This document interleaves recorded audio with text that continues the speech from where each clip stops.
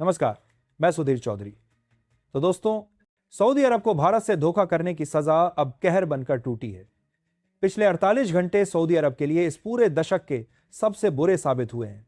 हालत यह हो गई कि प्रिंस मोहम्मद बिन सलमान को आखिरकार पीएम मोदी को खुद फोन लगाना पड़ा। लेकिन दोस्तों, यह कोई सामान्य बातचीत नहीं थी। यह भारत की तरफ से सऊदी पर लिया गया अब तक का सबसे बड़ा एक्शन था। और अगर मैं ये कहूं कि भारत ने सऊदी की दुनिया में बेइज्जती कर दी है, तो इसमें जरा भी बढ़ा चढ़ाकर बोलना नहीं होगी। भारत ने सऊदी के 10-20 नहीं, बल्कि पूरे 300 से ज्यादा जहाजों को वापस लौटा दिया है। ये वही जहाज थे जो भारत को तेल और दूसरे सामान भेज रहे थे। सोचिए, इतनी बड़ी खेप को ठुकरा देना मतलब सीधा सीधा सऊदी अरब को यह संदेश देना कि भारत अब दबाव सहने वाला देश नहीं रहा। जैसे कोई व्यापारी अपने ग्राहक की गलत हरकत पर उसका सारा सामान वापस कर देता है, वैसे ही भारत ने किया। भारत के इस फैसले के बाद सऊदी अरब पूरी तरह से चारों तरफ से घिर चुका है। एक तरफ भारत, दूसरी तरफ रूस और तीसरी तरफ इजराइल। अब सऊदी अरब के पास पीछे हटने के अलावा कोई रास्ता नहीं बचा।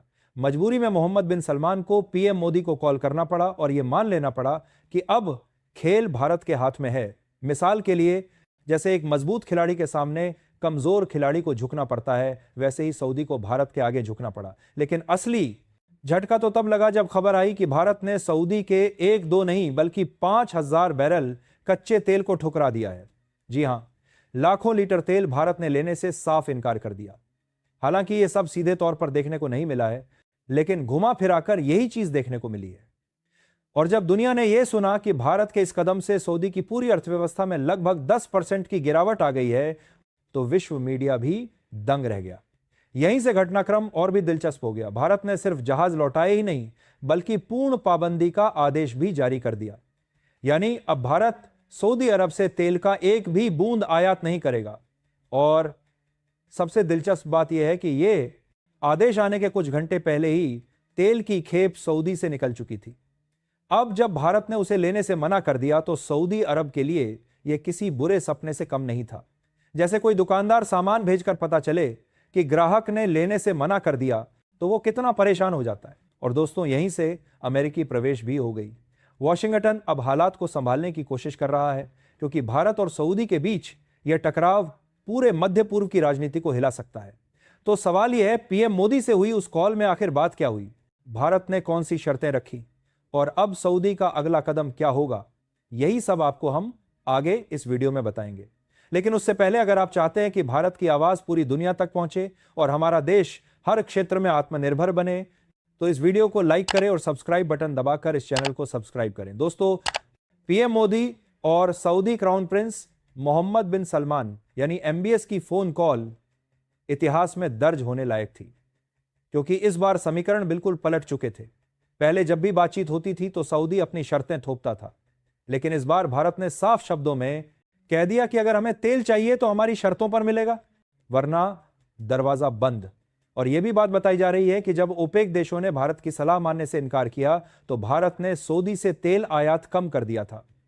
मोदी जी ने एमबीएस से 2 टूक कहा कि भारत अब किसी भी हाल में अपनी स्वतंत्रता से समझौता नहीं करेगा, और अगर सऊदी पाकिस्तान जैसे नाकारा देश के साथ हाथ मिलाकर भारत के खिलाफ चाल चलेगा, तो उसका परिणाम सऊदी की पूरी अर्थव्यवस्था पर भारी पड़ेगा।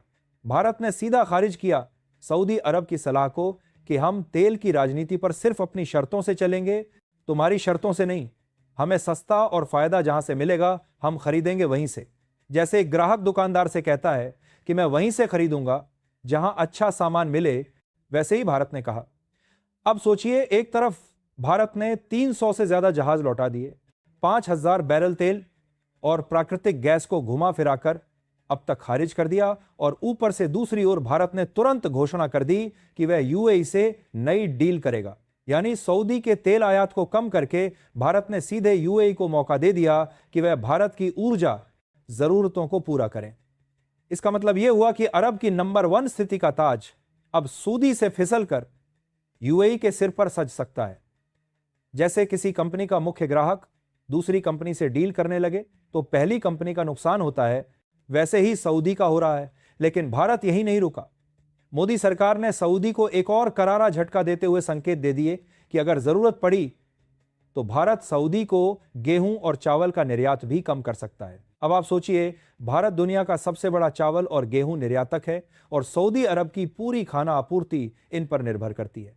अगर भारत ये आपूर्ति कम कर दे तो सऊदी की जनता सड़क पर उतर आएगी। इस कदम से भारत ने मोहम्मद बिन सलमान को यह एहसास दिला दिया कि भारत से टकराना सिर्फ महंगा ही नहीं बल्कि आत्मघाती कदम साबित होगा। जैसे कोई छोटा व्यापारी बड़े व्यापारी से लड़ाई करके अपना नुकसान करता है, वैसे ही सऊदी कर रहा था। यहीं पर पीएम मोदी ने एक बड़ा संदेश जनता को भी दिया।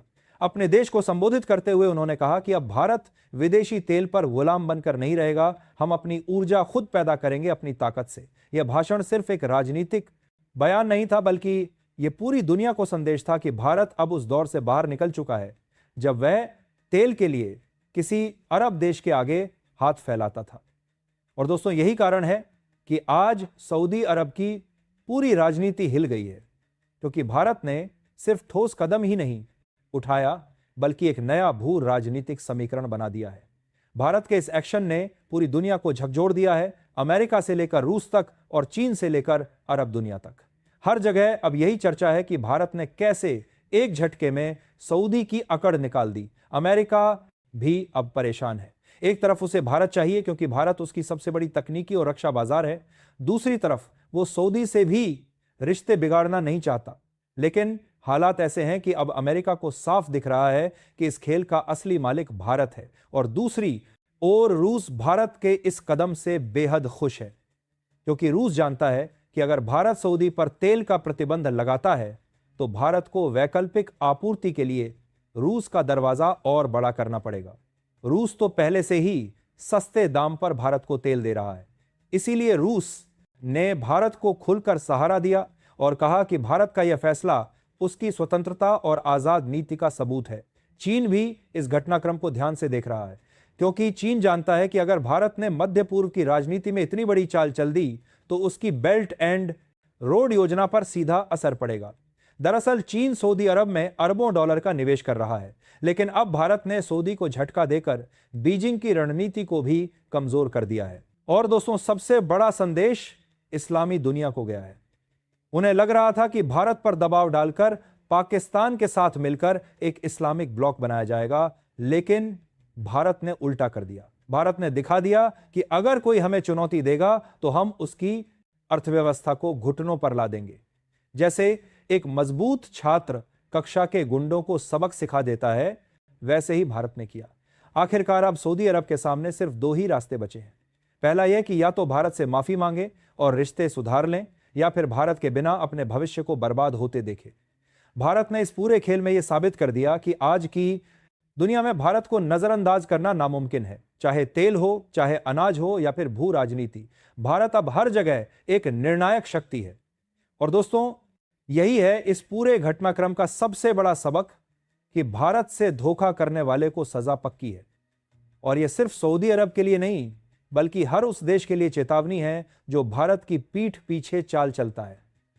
भारत का यह कदम केवल सऊदी अरब को चेतावनी नहीं है बल्कि पूरी दुनिया के लिए एक संदेश है कि अब भारत किसी के दबाव में झुकने वाला नहीं है। जिस तरह से भारत ने अरब के सबसे ताकतवर देश को सीधे सीधे आर्थिक और रणनीतिक चोट दी है, वैसा कदम पहले कभी नहीं देखा गया था। यह फैसला सिर्फ तेल या गैस तक सीमित नहीं है बल्कि भारत की बढ़ती शक्ति का प्रतीक है।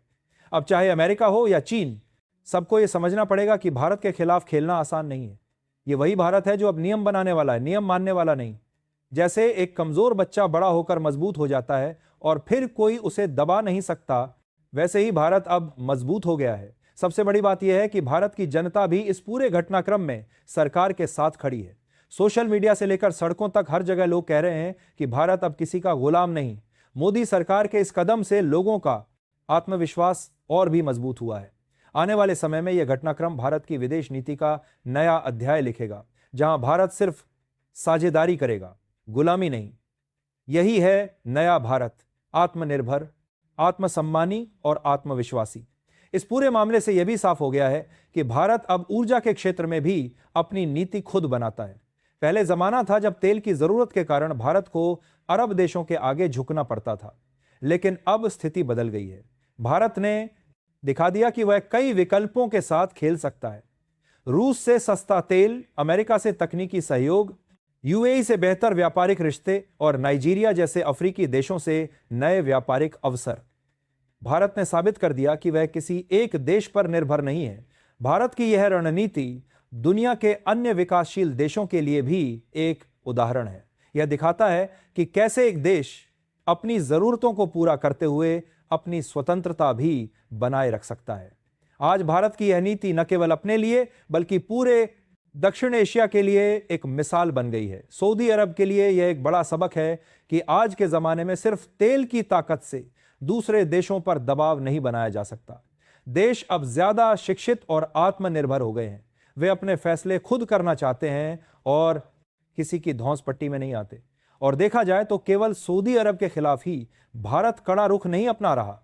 इस घटना में भी इस बात का दावा किया गया था कि भारत ने अमेरिका के कच्चे तेल का ताजा टेंडर खारिज कर दिया है, जबकि इसके बजाय 2 मिलियन बैरल नाइजीरिया से तो वहीं 1 मिलियन बैरल कच्चा तेल यूएई से आयात किया।